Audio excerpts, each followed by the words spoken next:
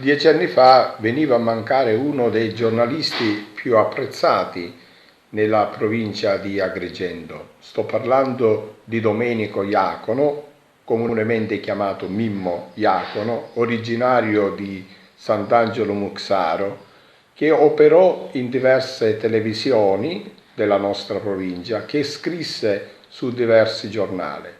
Mimmo Iacono era una bella penna, perché si interessava con competenze e professionalità di diversi argomenti. Si era formato presso il liceo classico Empedocle di Agrigento e io fui suo docente e ricordo la sua vivacità quando ero ragazzo e ricordo poi come anche in ambito universitario si distinse per l'amore verso lo studio.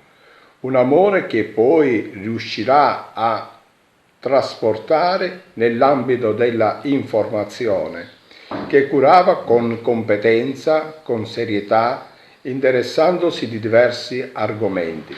Personalmente fui ospite in diverse trasmissioni televisive da lui condotte e devo dire, e lo ricordo, con quale professionalità riusciva a condurre le trasmissioni.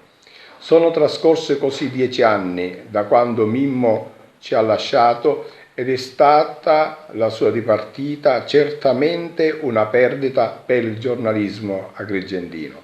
Ricordare Mimmo Iacono significa ricordare un giovane preparato, un giovane che ha fatto della missione del giornalismo anche uno scopo della vita.